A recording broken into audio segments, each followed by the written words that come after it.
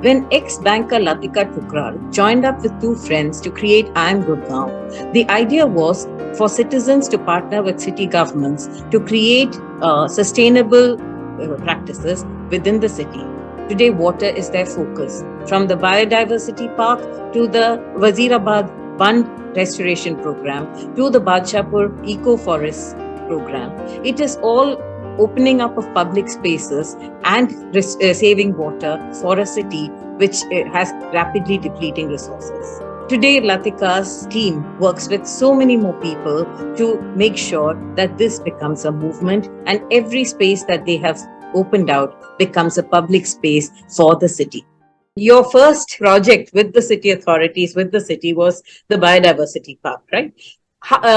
How did that come about, and how did you come up with this formula of working with the city, with the citizens, and getting solutions to problems that were larger than your own? As you know, my background is I was a banker, and we moved into this new suburb called Gurgaon, and this was initial years of when Gurgaon was coming up. We people who kind of moved in there felt that Gurgaon was really moving at a pace which was very fast, and they had no plans in their mind in terms of how a urban city should be planned. And we were getting very anxious about it. So when I quit working, three of us started I Am Gurgaon with the other people, other locals, citizens, residents of the city, and an NGO got formed called I Am Gurgaon. We only work in Gurgaon, and our intent was that how can we work with the government agencies? How can we work with people of the city to make this a better place to live? And we were seeing this fast-paced transition. You know, it was like as if yesterday there were these farmland, and tomorrow there are these buildings coming up. So there wasn't any thought put around it. And this is how we got involved, not knowing very much. Of course, we have Swanzal, who's an architect, and she's part of the team. But really, I mean, you know, you didn't come from that background. We're not urban planners. But what we realized while we, when we started to work with the government agencies, is that everything can be learned. You know, there isn't any, we make everything such a big deal. But if you want to do something, it is possible. You have to bring in experts. You have to get involved and learn about it. And this is what we did. It's divine intervention that Aravali Biodiversity Park, 380 acres in Gurgaon, that land came into our hands in terms of where government agencies agreed to partner with us, and we started working on it. And initially, obviously, we weren't so aware on what needs to be done besides obviously the construction part of it. But when it came to planting, we didn't know what native species meant. What does it mean? Where to get it from? How does planting in a forest means? So we did get expert, and Vijay Dhashmana, who joined us as an expert on Aravalis, and came on board to start and work on the planting side. And after 11 years of planting planting local species, creating a nursery, working with the corporates in Gurgaon. So all our funding comes from corporates in Gurgaon. So doing the right way, we have created a young forest. Biodiversity Park is rated as one of the or is in the making of what do you call young forest, and it has also been protected under UN. So yeah, I think we have done something right to create a place which is today being used, is a public space and being used by people of the city. Tell me about your initiatives in water. Okay. When you were restoring the bund, that was something that was visually right up there for everyone to see, and it has made a huge impact on the city. How did you start there? One of the things which we in our head when we think about water is how to save water and not to use extra water. So just coming back to the Ravli Biodiversity Park, we actually used only sewage treated water for watering. We did not buy any tankers or used groundwater to for watering. So that was one. We used drip irrigation to save water, and also because we planted native species, we don't have to water them after 3 years. So that was our in the back of our mind. Water was always been a concern, and we knew that water will be an issue as we go along. So that was one part of it. So when we started working on the bunds, and we learned that traditionally all these stormwater drains were created to hold the water as well as to stop the villages from flooding. So that's why the bunds and the stormwater drains were created. And when we went on the project, we realized that all the stormwater drains were mainly sewage drains because there was sewage flowing into that. One. Secondly, they had become dumping grounds. I mean, all the garbage was being dumped there because that was the only open space available. So this was a learning when we went into the project, and we realized, and later on we realized that these stormwater drains are important for saving the city from flooding, because if they are open and they are clean, all the water from the road can come into the stormwater drain. So then we started this exercise of one. Of course, the bund got done is to clean these drains. And Chakarpur Wazirabad Band, which was our first restoration project in that sense, we cleaned up the band, which had 20 years of garbage lying around there. People were just throwing out there. We took out trucks and truckloads of garbage, cleaned up closed as many sewage points we could, which were visible or which were, which could have been closed. We started that process. And then we planted around it. So if you really look at that stormwater drain, it really looks like a beautiful water channel today. Obviously, we still have some part of sewage flowing in from somewhere or the other because there is water and it should not be during rainy months, during non-rain months. And also we're getting residual of STP, so which is fine, which we don't mind. And if there is running water, also bring in birds and habitat and all that. So that works. So how many sewage treatment plants give you water into the bund? So there would be 2-3 of them, which are around the area. So the water flows in from there. And largely we have stopped all the sewage points. Over many years, sewage has been stopped, and we continuously keep looking for it. You can make out as and when the sewage comes into the water. So you kind of keep looking for the points from where it is coming. And I think, personally, I think that Chakarpur Wazirabad Band, which is almost at the center of it after the Golf Course Road, helped the city from flooding. It actually takes in huge amount of water from all over in the middle part of Gurgaon into that channel.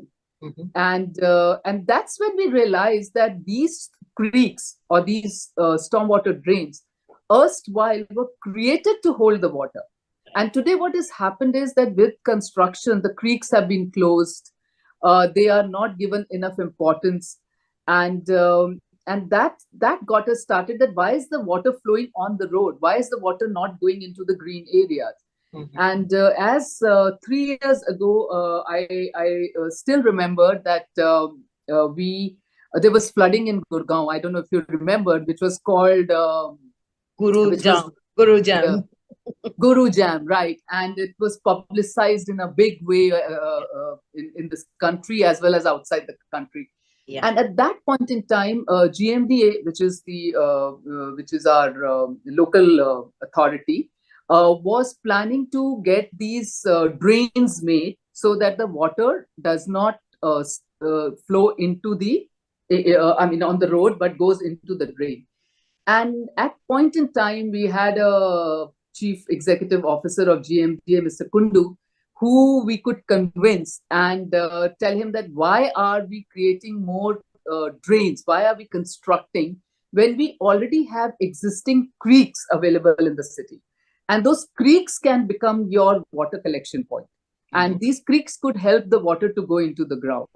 And we obviously we got hold of Terry University, many landscape architects who understand about water, restoration.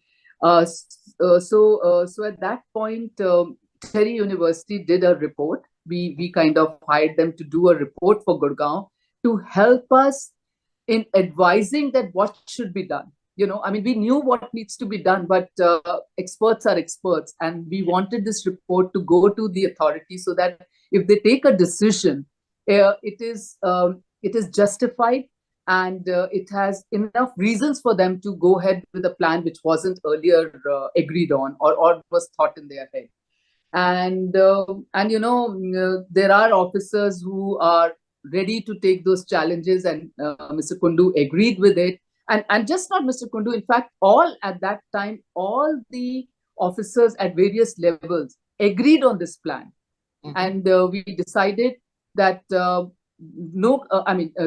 agreed. They decided that they will not construct as a plan one. The first year, they're going to use the creeks to move the water. So all the road, there were channels made from the road to get the water into the creek. Okay. It worked. We did not have flooding the next year at the Golf Course Road, because the MG Road, I mean, that's the initial from where the water comes. There is some 60-meter difference on the level.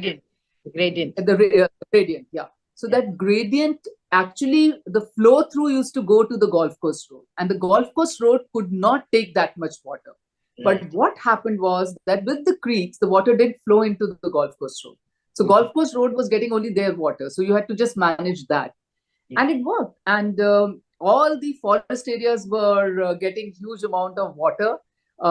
We created water bodies inside that. And you know what it is when the water comes into forest areas, just changes the look and feel, and the habitation, everything improves in the area. And the city wasn't flooded. So you don't save that kind of money. And you know what the difference in the amount is? They were planning to do a 100 crore project of creating those drains. And I think they ended up spending some 20-30 lakhs to just make those channels. So that's the kind of money we are talking about, Right. Obviously, you can take a step two, which is to go to another road and another road. And I personally think that we should not construct drains. Everything should move into green area. I mean, you can lower the green area. Yeah. You can have the water standing there for 2 days. How does it matter? As long as it's not inconveniencing anybody. How does this move? Will you move into a phase two? So our phase two is, so we have done the phase one and the phase two. We would love to. I mean, why not? And there is a possibility of doing a lot in the phase two, which is another parallel road, and can take a lot of water. But it's not something which we have worked with the government agencies for now. We were also working on many other projects. So there is a Bachapur forest corridor. Again, similar. We have done a similar thing like Chakarpur Wazirabad Bandh, and taken the water from roads into this area. So, and created low points for water from the road to come in. So we have done it at all our projects are very much related to water. Whatever we do, any of the projects we do, we are trying to get water from the localized area into our forest area, or wherever we are working, whether it's a Bandh forest or restoration site, whichever project we are working on.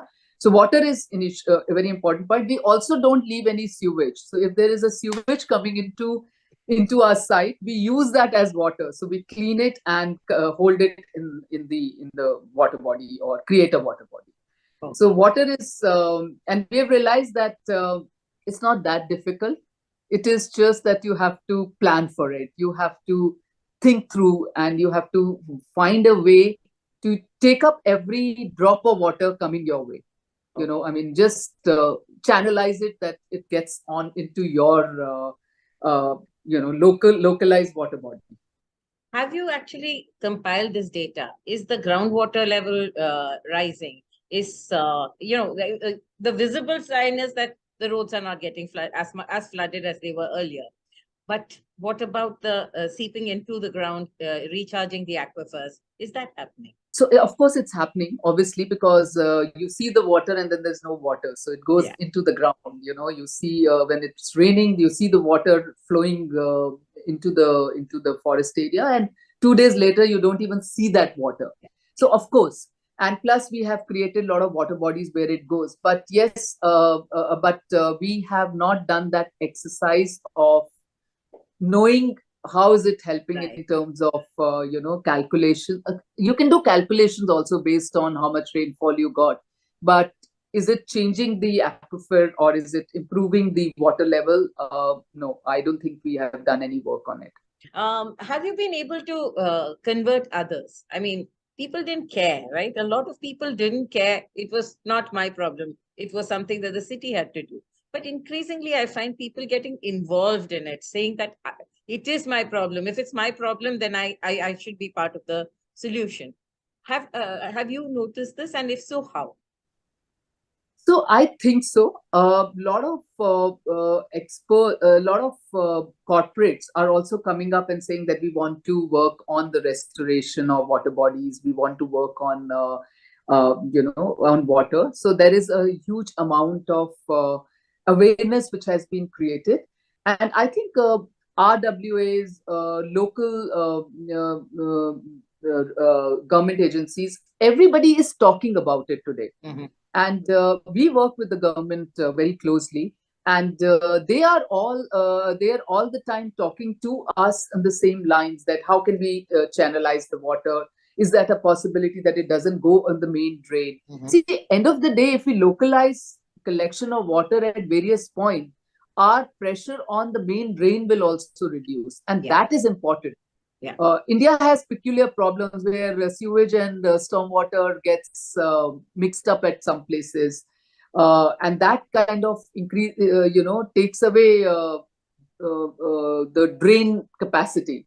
That takes when the rainfall comes, that the capacity is kind of affected. So at various levels the work is getting done, and I think more and more people are getting aware about holding water and saving the water from, or moving the water into their areas. Mm-hmm. And what is your next step? How do you move forward from here? So every of our project we do this. At the moment, we have just finished Badshapur. We finished Sikandarpur, 100 acres, which is mainly a water-led project. We are doing 180 acres of Nagar 1, which is again, is restoration site like Biodiversity Park, done in a very nice manner, because Biodiversity Park was our first site. We didn't understand as much as we understand today. And all the learnings from every project goes into every new project. And that's a good thing. It's a good thing, as long as learning and improving and doing it better and better. So that 180 acres is going to be one of the finest areas created in the city. Then we're working on Badshapur is completed. We're doing Ghata. Ghata, it's unfortunate, is to be a 300-acre water body. As now, if I tell you what it's left with, you'll feel very sad, but that the fact is it's just 4 acres left. Okay. So can you imagine a 300 acres of water body has all been sold, construction has happened, and only 4 acres is left, of which also we are trying to restore. I don't know how much of that water we will be able to get from Aravali's, because obviously with the construction, nothing is really possible. But we don't give up. We are taking sewage from residential area, from the village areas. We are cleaning that up. We have created channels from the road to get the water in. We are also talking to the government agencies on STP, their STP, and if we can channelize the water here, so that there is that 4 acres also can become a water body. So wherever we are getting a low point, are making that into a collection point. Okay. And then there is a Behrampur. We are okay. So having said that, and we were talking about the creeks, we are working on an Aravali Creek, which is the creek which has helped to take the water into from the road into that part. Yeah. So that we are restoring. And the other thing which we realized, Jayashree, is that whenever we are working on a project, our ultimate goal is to create a public space. Mhm. So what we realize is if it's created as a public space, it has an opportunity to survive. Because if it is just cleaned up and left, then nobody is looking at it. It will Right. never be, you don't know when it will get destroyed again. Right. So every of the spaces or every of the project we work on, eventually it has various, restoration elements. But the final goal is that it is a public space for people from all walks of life. This reminds me of when I went to the World Cities Conference in Singapore. The mayor of Copenhagen, she said that despite the fact that we have a beautiful city, I'm constantly looking at more spaces to open up as public spaces, because that one, it relieves urban stress. And the second is that it engages the citizens way more than if I just created a park. I totally agree with you. And just for an example, to start with Biodiversity Park, I still remember that when we started Biodiversity Park, because people from all walks of life used to come there, and you know how our cities are planned. The condos don't allow people from other areas to come in, and so you don't even have that interaction. And we would meet erstwhile villagers at the forest who would come and chat up with us, and it became so good that we would get invited for their kids' weddings and lunches and dinner, and this would have never happened. I would have never interacted. None of us would have ever interacted with people from erstwhile villages. So and now Chakarpur, Wazirabad Band, Badshahpur Forest Corridor, these are become mobility corridors. Right. I mean, the amount of people who use that as a mobility pathway is amazing. They walk to work, they cycle to work, and it's clean. It's not hot, and you're not going to die on the road because safe. There is only see school children walking there. You see domestic help walking there. You see joggers. Is school children. Yeah, it's amazing. It's just amazing. Yes. And Badshahpur Forest Corridor, I don't know if you have seen, and that's come in, and it kind of goes till the highway. Okay. So it's a 5.6 kilometers from one end of the city to the highway. And all of a sudden, people who were living across the highway used to come for work are using that. Okay. I haven't seen this. I have to see it. I can't even tell you how happy you feel. I mean, I don't feel as happy about doing the work as you see people using them. Right. Which means that there is an ownership. The city has taken ownership of those spaces that you've created, that you've opened up. Right? Absolutely. And created safety for people. It has people, there are seating spaces. So people sit down there, chat, play. There are colleges next to that. I see college kids sitting around there. So it's everyone feels it's their space. I wish only that they would keep it clean as it's their own space. But barring that, it is their space. Are you doing anything to get people involved, citizens involved? Right now, you are picking up corridors and doing it. Why wouldn't I do it in my backyard? Why wouldn't somebody else do it in their backyard? If 2 and 2 and 50 make a million, we'll see the city go round, right? Yeah, absolutely. So wherever we are getting an opportunity to people reach out to us, we are always happy to, help them out or give them information or connect them with people who can help them to do it. But are we going and doing it in those areas? No. I think it's also a bandwidth issue. It's we have taken up a lot of work, and it's a good thing because the faster you do these, better it is for all of us. You delay by few months, the area is gone, or it's been encroached, or it's been taken over by somebody. So it's we are also people in hurry. We feel that whatever can be saved, let's do it. And so yeah, no, I think we should do more about, like, if you ask me, I mean, personally, I feel that we've not been able to convince or not been able to talk about native species as much as we should have done, because our model of planting native species with 100% survival rate is reality. So why are others not doing it? Why are we always talking about Miyawaki and all that, which is outside the country, and I don't even know whether it works for us or not. But the fact is, that's a fad. So people take on fad. They don't go with what is real, what is tried and tested in your own city and has worked well. Make that so I feel we haven't talked about it. We haven't done enough work on it. So that's our failure. Why is a Miyawaki being spoken to and not what has got done? Our own city with 100% survival rate and creating biodiversity. I mean, what more can you talk about? It's great talking to you, and I think the important takeaway from this is that there are local solutions, there are local problems, there are locally evolved solutions, and the solutions are constantly evolving. If you build on the solutions every time a new project is picked up, and it need not be one group or the other, it can be everybody picking up smaller solutions, and eventually the city will benefit from all of it. Actually, everything is a solution based on the problem. That's right. It's really, I mean, everything we have done is we see a situation and we find an answer for it. So there isn't that we are getting experts telling us what to do. You kind of evaluate the problem and find a solution, and then look for an expert to help you out. Absolutely.